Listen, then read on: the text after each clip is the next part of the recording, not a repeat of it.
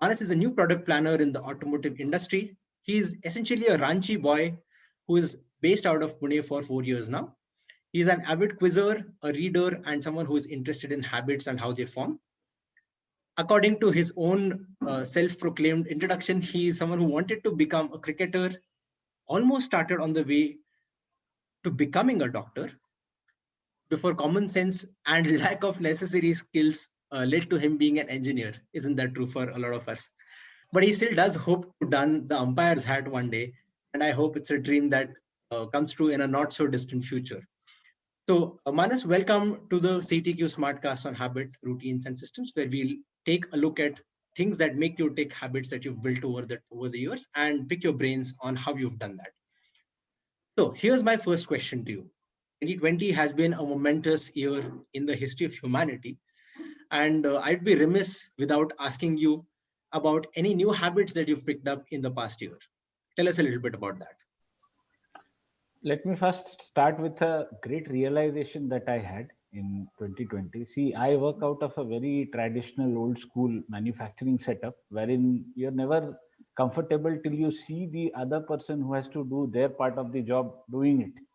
Ah, 2020 taught us in a big ways that you need to trust people. When you are at the end of the Zoom call, you got to believe that whatever has been committed by the person on the opposite side of the call, that person works for the same organization with the same targets in mind and with the same zeal, if not more than yours.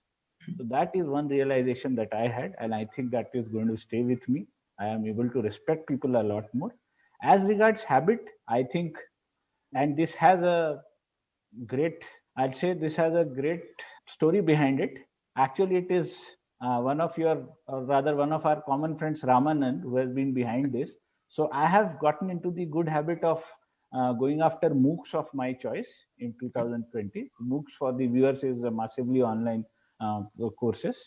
So that is one learning that I have had in 2020. That learning becoming more online now. I think MOOCs are the way forward, and resources like say Coursera, for example, are a great resource of any subject that you want to at least become a become a beginner of, or even want to reach the advanced levels of. So that is one habit that I have picked up, and I think I have completed at least 5 or 6 different courses over subjects of my interest. wow, that's quite something. And if the industry figures are to be believed, people find it very difficult to complete MOOCs, complete online courses, despite having paid for them, despite wanting to do them. Let's dive a little deeper into how you've built that habit for yourself. What are some things that have worked in your favor? So it's been really difficult actually, because I have always been a hard copy reading guy. I was never really a very, as I told you, an old school setup, typically dealing with figures on paper, less on in the online world. Actually, the step one towards reaching to that completing the MOOC targets was through the CTQ journey, wherein slowly but steadily, through by part of being the first ever CTQ batch, that's hydrogen, every day we used to read a text, a short article, a very, I would say, a very enlightening article about a subject that you may not have even heard about till the day before, for 15 minutes. And you had a group that used to support you, in the sense that you have a group of 9 to 10 members, out of which there's a rule that unless and until 90% of the people don't complete that particular read by the end of the day or a specified time, then the next day's read doesn't open up. In a way, those small cues, the cue, habit, and reward thing, that built up through the CTQ, and that is what, in a way, it forced me to think deeper. How can I take this forward into other things that I might not be comfortable in today? And I strongly believe that it was actually the reading compound which led me to adopt online in a big way in 2020. Wow, that's quite something. And for folks who don't know about the CTQ reading compound, Manas has been a part of the very first reading compound batch that we launched quite some time back. Hydrogen is now in its third season, and we have folks who have completed over 300, 400 days of reading continuously every day. So it's a habit that they've sustained over that period of time. Kudos to you for managing to keep that streak alive, first of all, and also in applying what you've learned as part of that process and taking it to other parts, other areas that you want to improve upon. From the world of CTQ compounds, since you mentioned it, is there something interesting, something memorable that you would like to recount that you encountered along your CTQ reading compound journey? There are far too many actually. The articles in themselves, one day you are reading about how the CRISPR technology helps you in genetics. The other day you are talking about, how silver used to be mined in some thousands years before. So the entire experience in itself teaches you to be, humble, in the sense that there's just so much that you don't know about this world. There are so many topics which you don't even know the names of, let alone knowing much about them. And the fact that you have colleagues who have had different experiences across geographies, across jobs. For example, one of our CTQ members in one of the seasons was with the Indian team when they won the NatWest Trophy in 2002, Yeah. the Ganguly shirt removing incident. So side by side chatting to those guys, learning about their experiences as to how that particular person made a switch from being a software guy to traveling with the Indian team. That far too many experiences that have made me quite richer as to where I was on maybe the November the 13th, 2018, or whenever we started. So I'd say kudos to the team that has really helped us with so much. Thanks so much for your kind words. We hope to continue doing this for as long as you would like to read. So we know that you've built quite a few habits very deliberately and very consciously. What I want to ask you is, what is one habit building tip that someone gave you which has worked extremely well for you? Something that you would like to pass on to people who are trying to build habits in this new year? This is something that has helped me tremendously in my work. I'm sure I can do much better in bringing this to my personal life also. Mhm. Someone in my very first year of working taught me on when you have multiple things that you are doing and time is only so much with you. So he taught me that we should have a to-do list always at hand, and it should be a rolling to-do list wherein you strike out whatever work you have accomplished in order of priority at the start of the day. So always take some time at the start of the day, list down what you need to do, either short term or long term. Short term, what is it that you close for that you have to close for the day? Long term, what is it that has to progress by even a millimeter in that day? And try and at least note down what you have accomplished, or in case you have completed it, try and strike it off your list.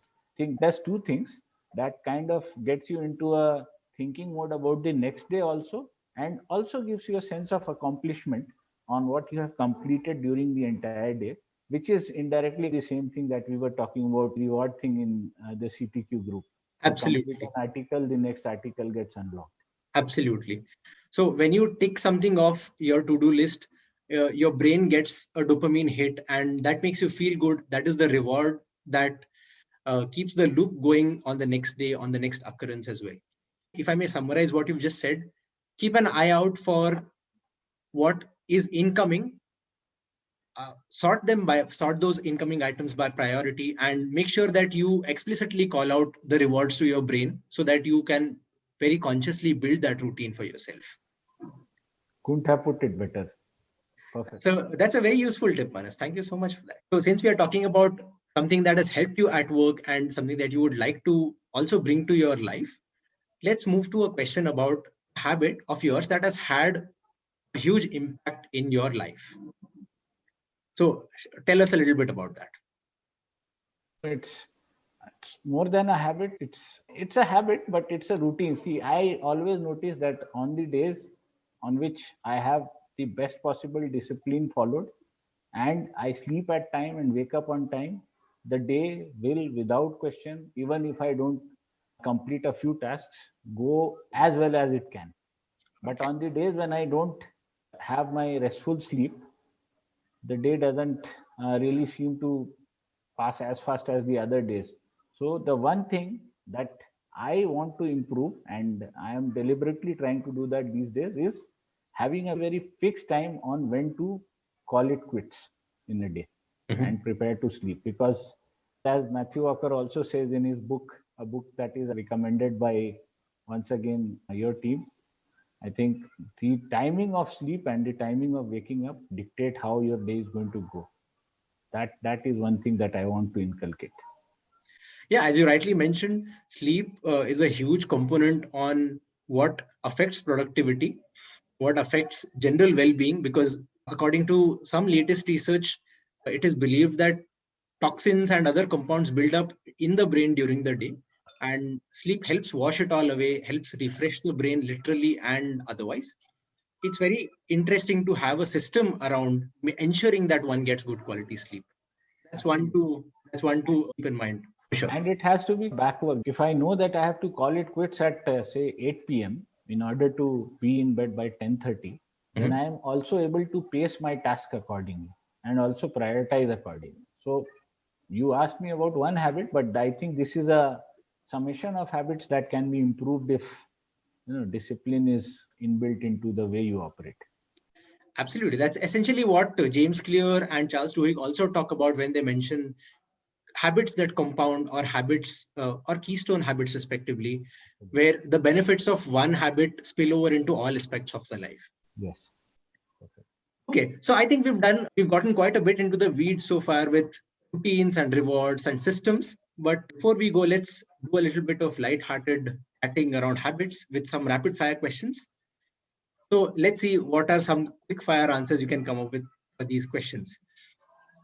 Okay, Manas, the first thing you do after you wake up is? That's a tough one. Boss, I'm guilty. Smartphone. See whether my phone is out of charge or not. That's the first. Yeah. Smartphone anxiety is real. Battery anxiety is real. Yeah, I think it's a habit that I also have and something that I'm trying to break. So I'll keep you posted on how I'm doing. Sure. Will be a big help. Okay, moving on to question number 2. Your favorite article from the CTQ reading compound so far is? Oh, I keep revisiting this one. It's about an Olympian by Rohit Brejnath, who is one of my favorite sports authors. So I think it's called The Crying Olympian. It's about an Australian judoka who participated in the 2012 Olympics. Unfortunately, didn't win anything, but it talks about what it takes to become an Olympian. I think it's a great read. Highly recommended from our side as well as from Manas. Okay, moving on. A habit that was around 30 years back but isn't today. Weren't our parents able to find their way to distant relatives very easily without Google Maps? I can't go to the next street without it. Yeah. Technology has changed the world quite rapidly over just the past 3-4 years, if I may say so myself. Absolutely. I can't imagine going anywhere without Google Maps these days. Okay, last 2 questions before we call it a day. One habit that you wish you'd picked up sooner in life, and I'm quite intrigued by what you're going to say here. I think, both my parents are teachers, and still I picked up the habit of reading very late. And this is something that I would strongly recommend people watching to pick it up as early as you can. Not everybody gets that miraculous intervention in the form of a friend telling you about a CTQ and then you restarting your journey. You need to develop it on your own, boss. Try and read as much as possible and add as diverse as possible. You never know when it might come into use for you. Yeah, and people speak about the joy of reading. What I would like to add to that is reading about a variety of things is an experience of discovery, is an experience of learning all in itself. Yes. And the more variety there is, the more interesting reading itself becomes. So even if reading novels or tomes like The Lord of the Rings isn't for you, maybe you can start small. That is what BJ Fogg also recommends when you are trying to build a habit. Start small, maybe read one small article every day, try to build that muscle, and soon enough you'll find yourself enjoying reading like all those bookworms who you wondered how they kept their noses down in a book all that long durations. Okay, and one final question, Manas, before we end this smartcast. habit that you're trying to pick up in 2021 very deliberately? I have to become fitter, and therefore there has to be the morning exercise and the evening walk. I need to get back to where I was in 2011 weight wise. Let's see if that happens. I am sure you are making progress in the right direction. Here's to Only 12 days. 2011 Manas. Omkar, it's been only 12 days. The strike has to go on like it has gone on for CTQ, 700 plus days or something. Hey, CTQ physical fitness compound. Maybe we can make that happen. Oh, won't I love to join that? We've got something for future fitness. We can make something for future physical fitness as well. Let's see how that pans out. But here's to hoping 2021 brings you 2011 Manas in terms of where you want to be physical fitness wise. Thank you so much for joining us for this Smartcast, Manas, and for sharing your tips. And with that, we'll call it a day for this episode of the CTQ Smartcast. Stay tuned for more such interesting conversations